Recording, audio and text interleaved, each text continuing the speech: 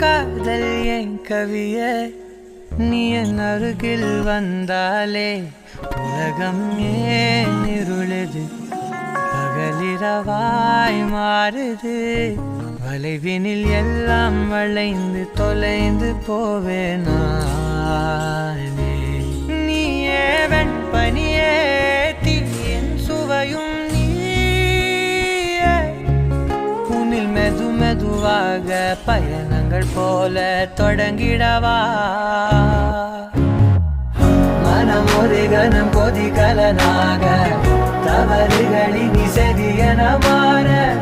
தொலைவுகளை தொலைப்போம் ஒன்றாய்